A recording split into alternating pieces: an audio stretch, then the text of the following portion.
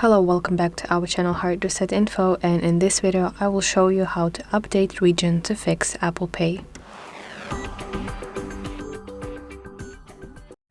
So if you have this message that says the region setting for this device cannot be used with Apple Pay, in this case you need to update your region to solve this problem. So let's go to settings and you want to select general section.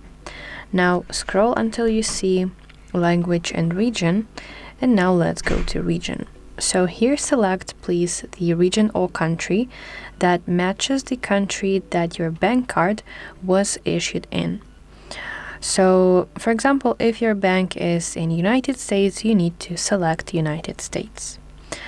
So let's select United States, for example. And you have to answer if you like to change the iPhone language to the language that is used in that country that you selected. You can keep the language that you're using right now, then wait a little bit. Sometimes you need to restart your device, but that's not always. As you can see, this is not the case for me right now. And now you have to try using your Apple Pay once again.